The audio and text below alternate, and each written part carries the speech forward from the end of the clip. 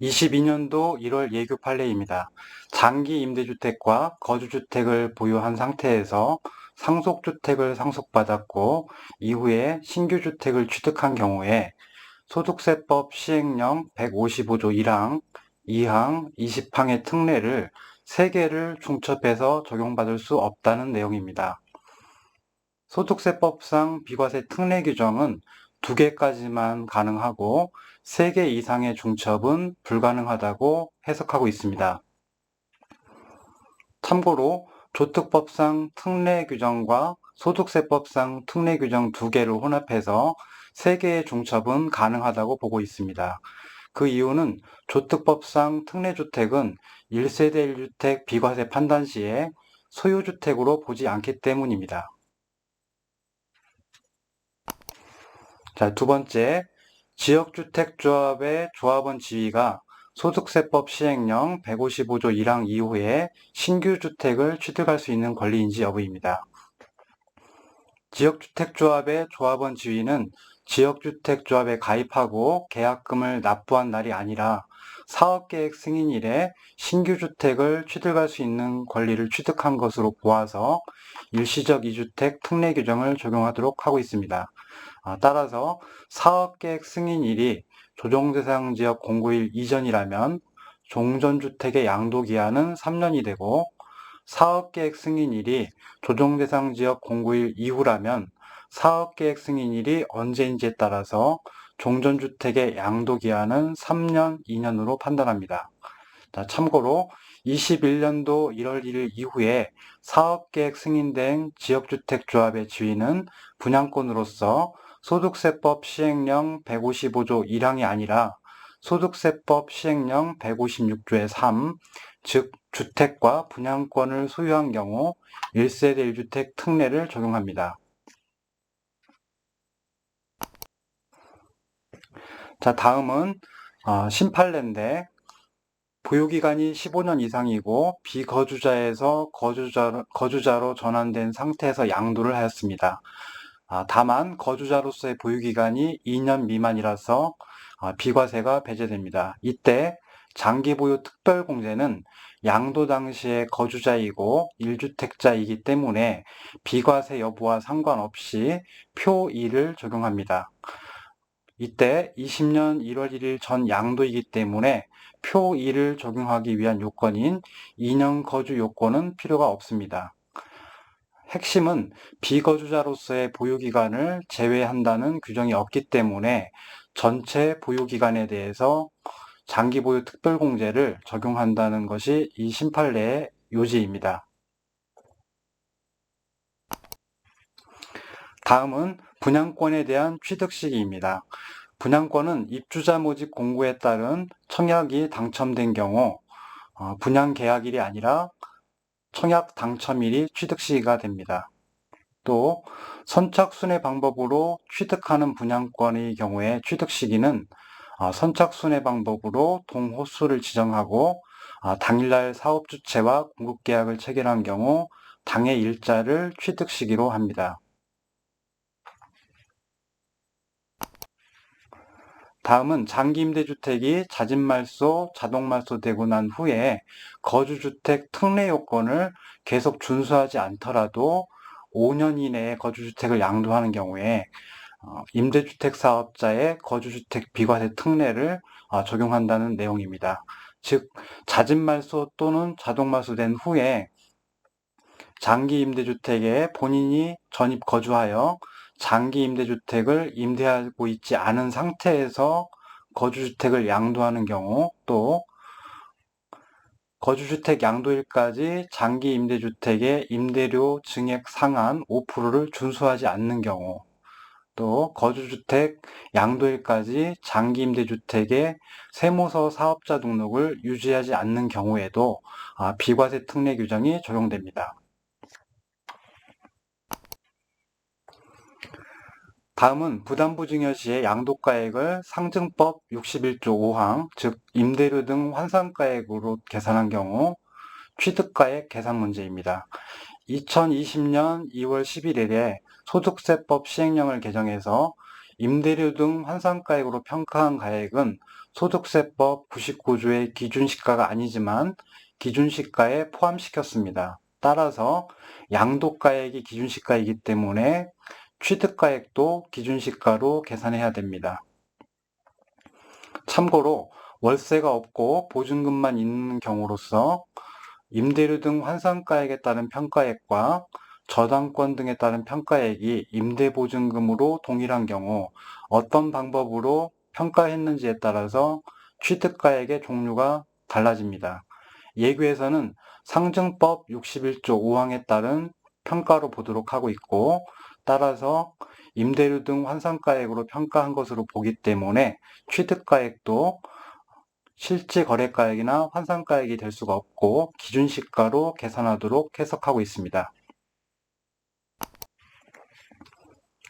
자, 다음은 감가상각 의제 금액이 취득가액에서 차감되는지 여부입니다. 감가상각비로서 각 과세기간의 사업소득 금액을 계산하는 경우 필요경비에 산입하였거나 산입할 금액에 감가상각 의제 금액이 포함된다고 해석하고 있습니다. 즉, 감가상각 의제 금액도 취득가액에서 차감한다는 예규입니다. 위 예규는 다음의 이유로 개인적으로 타당하지 않다고 생각되는데, 첫 번째, 감가상각 의제 규정은 개인의 경우 결산조정사항이고 따라서 감가상각 기초가액을 줄이는 효과만 있을 뿐이지 감가상각 의제 금액이 사업소득의 필요경비로 산입된 바는 없습니다. 따라서 이중공제 받은 적이 없기 때문에 취득가액에서 차감하는 것이 부당하다고 생각이 되고, 위 법문에서 산입할 금액의 의미가 감가상각 의제 금액을 말하는 것이 아니라 과거 감가상각 한도 초과로 필요경비 불산입됐던 금액을 향후 시인부조객 발생 시에 세무조정을 통해서 필요경비 산입 마이너스 유보하는 것을 의미한다고 보여집니다.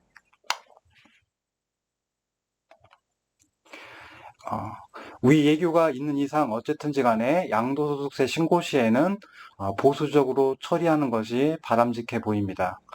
대안으로는 종합소득세 신고 시에 소형 임대주택에 대한 감면액이 그리 크지 않은 경우에 감면을 적용하지 않아서 감가상각 의제 규정을 피해가는 것이 더 나을 수도 있을 것 같습니다.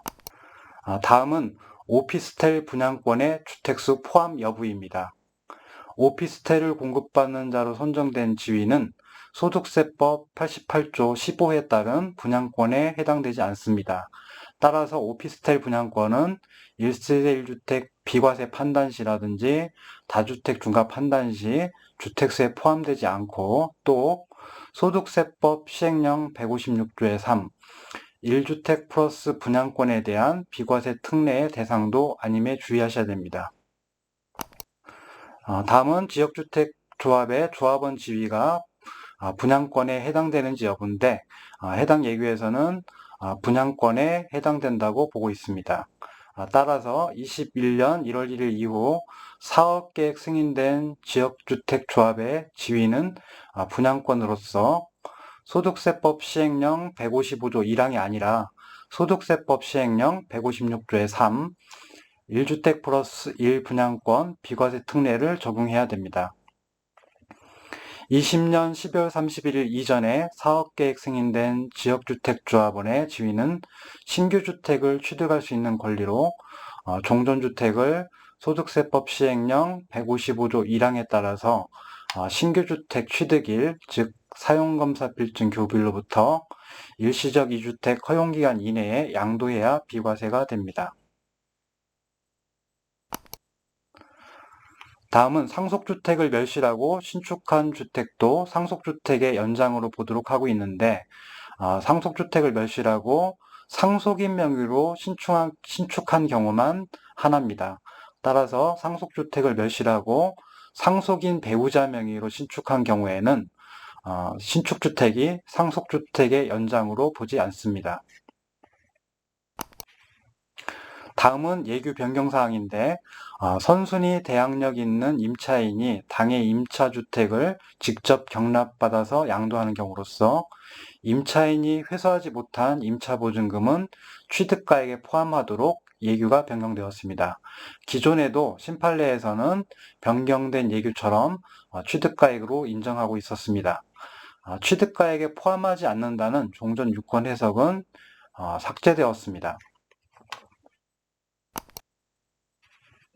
자, 다음은 어린이집에 대한 내용인데 거주주택 양도일 현재 어린이집으로 사용하고 있지 아니한 경우에 비과세 특례 규정 적용 시에는 거주주택 양도일 현재 사업자 등록되어 있고 장기 어린이집으로 운영되고 있어야 비과세되는 반면에 다주택 중과 배제 규정에서는 장기 어린이집은 사업자 등록한 후에 5년 이상 어린이집으로 사용했고 어린이집으로 사용하지 아니하게 된 날로부터 6개월이 경과되지 아니한 경우 해당 주택은 다주택 중과에서 배제하도록 하고 있습니다.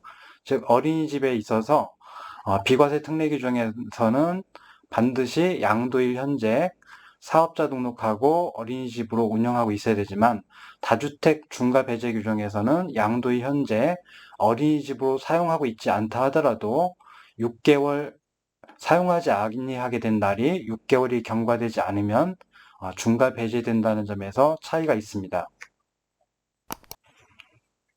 자, 다음은 21년 1월 1일 이후 취득한 생활형 숙박시설에 대한 분양권은 소득세법에서 말하는 분양권에 해당되지 않는다는 내용입니다. 따라서 1세대 1주택 비과세 및 다주택 중과 판단 시에 생활형 숙박시설 분양권은 주택수에 포함되지 않습니다.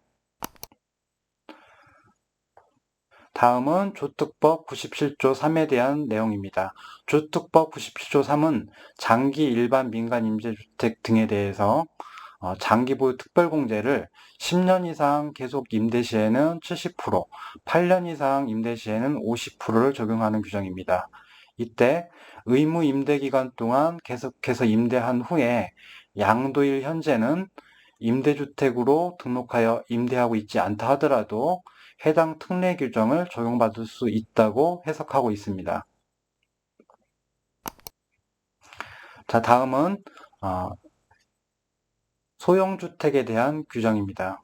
조정대상 지역의 A주택, 기준시가 1억 원 이하의 소형주택을 보유하고 있고 B주택 보유하고 있고 또 C주택은 지방의 기준시가 3억 원 이하인 주택으로서 3주택 상태인데 이때 A주택을 양도할 경우에 중과 배제되는지 여부입니다.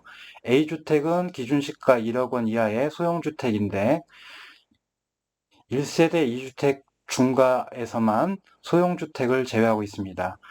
따라서 이때 C주택은 지방의 기준시가 3억 원 이하의 주택이기 때문에 C주택을 제외한다면 A와 B를 보유하고 있는 1세대 2주택이기 때문에 1세대 2주택자가 그 중에서 기준시가 1억 원의 소형주택을 양도 시에는 중과 배제하도록 하고 있습니다.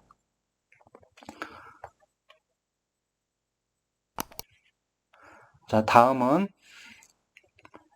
임대주택이 재개발로 멸실되는 경우 소득세법 시행령 155조 20항을 적용받기 위해서 거주주택을 언제까지 양도해야 되는지에 대한 예규입니다.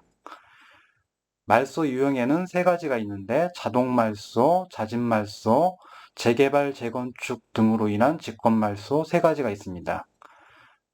의무임대기간 충족 전에 거주주택을 양도해서 비과세 받은 경우에 양도 후에 임대주택이 등록 말소되는 경우에 위 세 가지의 경우에는 모두 다 사후관리에서 제외되어 비과세 금액이 추징되지 않습니다. 자, 그에 반해서 의무임대기간 충족 전 말소된 후에 거주주택을 양도하는 경우에 자동말소나 자진말소의 경우에는 등록 말소일로부터 5년 이내 양도 시 비과세를 해주는 반면 재개발, 재건축 등으로 인한 직권말소의 경우에는 말소 후에 거주주택을 양도하면 비과세를 적용받을 수 없습니다. 따라서 재개발, 재건축 등으로 인해서 직권말소가 예상되는 경우에는 직권말소 전에 거주주택을 양도해서 비과세를 받고 사후관리에서 제외되는 것이 좋겠습니다. 자, 다음은 일시적 이주택 상태에서 종전주택이 조합원 입주권으로 전환되고 해당 조합원 입주권을 양도하는 경우 신규 주택을 취득한 날로부터 3년 이내에 조합원 입주권을 양도하면 입주권 비과세 특례에 따라서 비과세를 적용받을 수가 있습니다. 이에 반해서 일시적 이주택 상태에서 신규 주택이 입주권으로 전환되는 경우에는 소득세법 시행령 156조의 2 주택 플러스 입주권 비과세 특례가 아니라 소득세법 시행령 155조 1항 주택 플러스 주택 비과세 특례가 적용된다는 점에 주의하셔야 됩니다.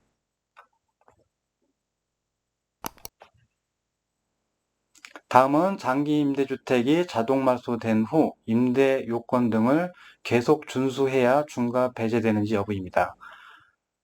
장기 임대주택이 의무 임대기간 종료된 후 자동 말소된 경우에 자동 말소된 이후에 임대 요건 등을 준수하지 않더라도 중과 배제 가능하다는 예규입니다. 예규에서 자동 말소만 언급이 되어 있는데 잦은 말소의 경우에도 말소 후에 임대 요건 등을 계속 준수하지 않아도 중과 배제되는 것으로 개인적으로 해석이 됩니다. 자, 다음은 명도비에 대한 내용입니다. 매매계약에 따른 인도 의무를 이행하기 위해서 양도자가 지출한 명도비용은 양도자의 필요경비로 공제하도록 규정하고 있습니다. 그런데 양수자가 지출하는 명도비용에 대해서는 따로 규정되고 있지 않기 때문에 양수자가 나중에 부동산을 양도할 때 해당 명도비용은 취득가액에 포함되지 않는 것으로 심판례에서는 해석하고 있습니다. 자, 이상 2022년 1월부터 6월까지 예규 판례 중에서 첫 번째 강의를 설명드렸습니다. 감사합니다.